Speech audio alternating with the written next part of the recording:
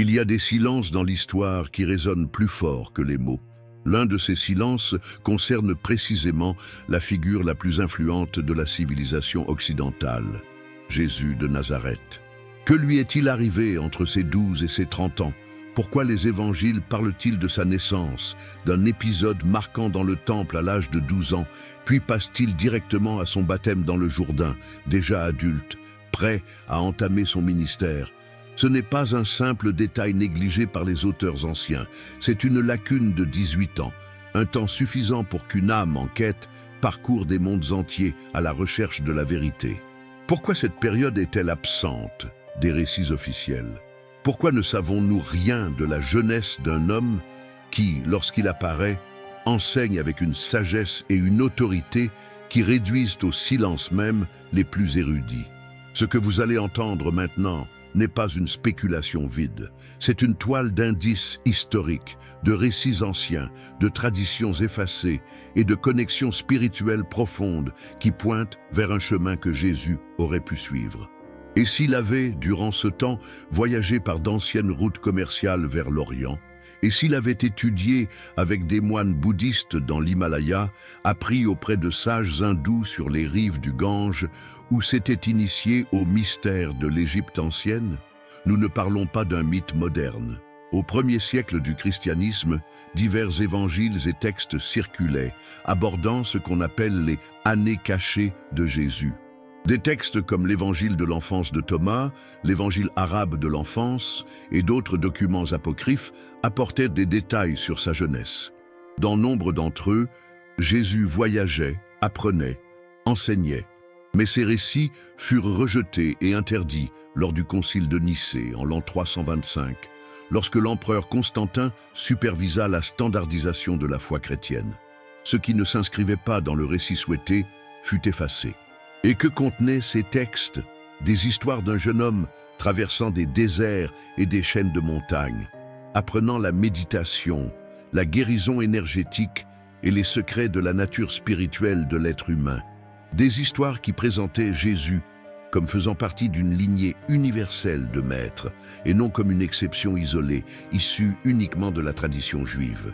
Mais qu'en est-il des preuves? Existe-t-il des sources hors de la tradition chrétienne qui soutiennent cette possibilité? Oui, et elles sont surprenantes.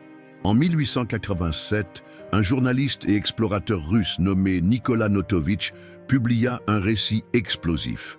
Il affirmait avoir découvert, dans le monastère de Hémis, au Ladakh, au nord de l'Inde, des manuscrits parlant d'un sage venu d'Occident, nommé Issa, qui aurait vécu là-bas entre 14 et 29 ans. Ces textes décrivaient comment Issa apprit auprès de maîtres bouddhistes et hindous, voyagea au Népal, étudia les Védas et confronta même les autorités religieuses locales. Ensuite, il retourna en Occident pour accomplir sa mission. Notovitch fut discrédité par certains, mais des années plus tard, des érudits comme Swami Abhedananda et Nicholas Roerich affirmèrent avoir vu les mêmes manuscrits. Coïncidence ou indice d'une vérité enfouie? Plus que des documents, les enseignements même de Jésus révèlent des parallèles frappants avec les traditions spirituelles orientales. L'amour des ennemis, le pardon inconditionnel, le détachement des biens matériels, la quête du royaume de Dieu en vous, tout cela trouve un écho dans les paroles de Bouddha, dans les écritures védiques et dans les concepts du Tao. Jésus utilisait fréquemment l'expression « fils de l'homme », traduite de l'araméen Bar Nasha, une expression également utilisée dans des textes bouddhistes araméens du nord de l'Inde pour décrire un être éclairé, quelqu'un ayant transcendé la condition humaine ordinaire. Sa phrase « Je suis le chemin » rappelle le Tao, le chemin de la tradition chinoise. Sa méthode d'enseignement par paraboles, défis mentaux et contradictions apparentes évoque les koans zen bouddhistes. Son appel à ce que le disciple naisse de nouveau fait écho aux initiations des mystères égyptiens, où l'initié mourait symboliquement pour renaître en tant qu'être spirituel. D'ailleurs, l'Égypte joue également un rôle mystérieux dans cette histoire. L'évangile de Matthieu rapporte que la Sainte Famille s'enfuit en Égypte lorsque Jésus était bébé, mais ne dit ni quand ni comment ils revinrent. Que s'est-il passé durant cette période? L'Égypte était, à cette époque, un centre de savoir ésotérique.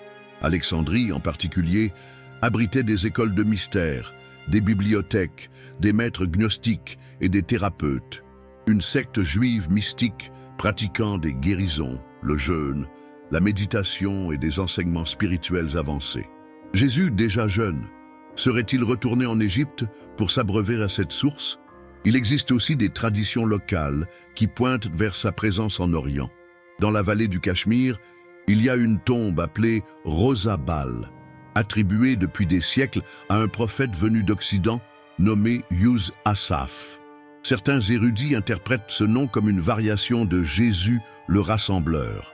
La tombe présente des caractéristiques juives, comme la position est-ouest de l'inhumation, différente des tombes islamiques.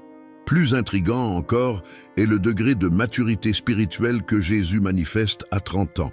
Lorsqu'il apparaît pour être baptisé par Jean, il parle déjà avec autorité, accomplit des guérisons, défie les pharisiens et les foules avec des paroles qui semblent condenser des millénaires de sagesse. Les chefs religieux eux-mêmes demandent « D'où tire-t-il tant de sagesse, lui qui n'a jamais étudié parmi nous ?»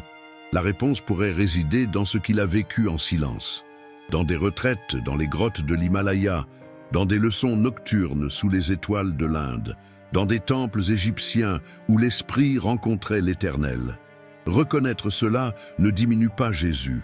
Au contraire, cela amplifie sa grandeur. Cela le révèle comme un chercheur universel, un synthétiseur de vérités éternelles, quelqu'un qui a parcouru les sentiers les plus profonds de la spiritualité humaine et en a rapporté l'essence distillée de tout ce qu'il a vu.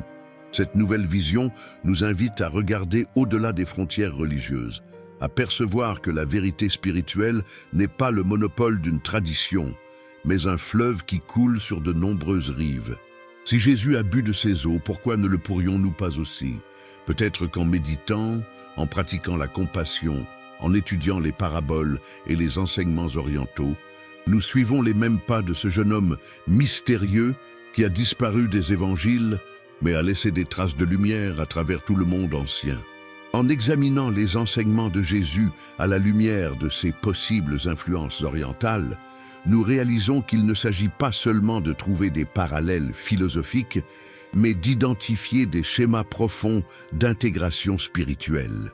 Ce n'est pas comme s'il avait copié des enseignements de l'Orient, mais plutôt comme s'il en avait absorbé l'essence et l'avait transmuté dans un langage que son peuple pouvait comprendre. Le sermon sur la montagne, par exemple, révèle une sagesse qui dépasse les limites de la jurisprudence juive de l'époque. Dans ce sermon, Jésus n'interprète pas seulement la Torah, il la transcende. Heureux les pauvres en esprit, car le royaume des cieux est à eux. Cette phrase résonne fortement avec les principes d'humilité du bouddhisme, de vacuité du zen et de détachement du taoïsme. L'idée que la véritable spiritualité naît du vide intérieur est un concept profondément présent dans les traditions orientales. Mais comment serait-il parvenu à ces conclusions s'il n'avait jamais quitté la Galilée? La réponse la plus plausible est « il est parti, oui ». Mais son voyage fut soigneusement retiré de l'histoire officielle. Il existe des preuves que les premiers chrétiens connaissaient ces connexions. De nombreux groupes gnostiques primitifs, considérés comme hérétiques par l'Église ultérieure, parlaient de Jésus comme d'un maître ayant reçu des enseignements secrets, y compris en Égypte et au-delà. Les Esséniens, un groupe juif mystique actif à l'époque de Jésus, pratiquaient déjà le jeûne, la vie communautaire, la méditation et une forme de guérison énergétique très similaire à celle qu'il utiliserait. La relation de Jésus avec les Esséniens est encore débattue, mais il y a de forts indices qu'il fut en contact direct avec eux. Un autre point qui attire l'attention est la manière dont Jésus réalisait ses guérisons. Il touchait souvent les malades, imposait les mains, parlait de foi, expulsait les énergies impures. Ces pratiques sont alignées avec des techniques de guérison énergétique trouvées dans l'Ayurveda indien et les traditions tibétaines. L'idée que la foi du receveur active le processus de guérison est centrale, tant dans le ministère de Jésus que dans les médecines spirituelles de l'Orient. De plus, le style de vie même de Jésus, décrit dans les évangiles, présente des similitudes frappantes avec les sannyasins hindous et les bhikkhus bouddhistes. Il était un maître itinérant, détaché des biens matériels, se retirant souvent pour prier en solitude dans les montagnes ou le désert. Il enseignait par paraboles, comme Bouddha, et répondait souvent aux questions par des questions, dans un style socratique et zen. Sur le plan linguistique, il y a des indices intrigants. Le terme « royaume des cieux », utilisé à plusieurs reprises par Jésus, n'apparaît pas sous cette forme dans le judaïsme de l'époque, mais il est conceptuellement lié à la notion védique de moksha, la libération spirituelle, et au nirvana bouddhiste. La quête n'est pas celle d'un lieu géographique, mais d'un état intérieur de conscience éveillée, et le célèbre « Je suis » de Jésus. Lorsqu'il dit « Avant qu'Abraham fût, je suis », cela fait directement écho au langage utilisé dans les écoles de mystères égyptiennes qui parlait du « Je suis celui qui suis » comme expression de la divinité éternelle résidant en chaque être. En même temps, sa capacité à unir des vérités spirituelles apparemment opposées montre un esprit formé à la synthèse, non à l'exclusivité. Il disait « Soyez doux comme les colombes et prudents comme les serpents », un équilibre des forces opposées, comme le yin-yang chinois. Plutôt qu'un maître tribal, Jésus semble avoir été façonné pour être un instructeur universel. Mais pourquoi l'Église aurait-elle exclu tout cela? La réponse réside dans la politique spirituelle des premiers siècles. Lorsque le christianisme devint la religion officielle de l'Empire romain, il y avait un besoin stratégique de présenter Jésus comme unique, absolu, séparé de toutes les autres traditions. Cela servait non seulement la théologie, mais aussi la centralisation du pouvoir et de l'autorité. Un Jésus ayant appris auprès des hindous, des bouddhistes, des taoïstes ou des mystiques égyptiens menaçait le projet d'exclusivité et de suprématie spirituelle. C'est pourquoi de nombreux textes parlant de sa jeunesse et de ses possibles voyages furent qualifiés d'apocryphes, détruits ou oubliés. Cette édition historique intentionnelle a façonné la manière dont le monde occidental comprend la spiritualité jusqu'à aujourd'hui, comme s'il n'existait qu'un seul chemin, une seule vérité, une seule religion. Pourtant, Jésus lui-même n'a jamais affirmé cela en termes institutionnels. Lorsqu'il dit « Nul ne vient au Père que par moi », peut-être parle-t-il de la conscience christique, l'état d'unité intérieure, et non d'une religion organisée. Peut-être disait-il « C'est seulement en éveillant le Christ intérieur que vous atteindrez la divinité ». Cette vision transforme la figure de Jésus. De fondateur d'une institution, il devient un maître de l'éveil. Un guide qui a traversé les cultures, absorbé des sagesses et restitué au monde un message distillé, pur, adapté à son peuple, mais universel dans son essence. Et qu'est-ce que cela signifie pour nous aujourd'hui? Cela signifie que nous pouvons laisser de côté la peur d'explorer d'autres traditions. Nous pouvons voir le zen comme faisant partie du chemin de Jésus. Nous pouvons pratiquer le yoga ou la méditation sans trahir notre foi chrétienne. Nous pouvons comprendre que peut-être Jésus lui-même a parcouru ces routes, s'est assis avec des moines, a lu les sutras, a contemplé les Upanishads. Cela signifie qu'il y a de la liberté de croître spirituellement au-delà des barrières dogmatiques, la liberté d'intégrer la sagesse universelle à la lumière de l'expérience intérieure.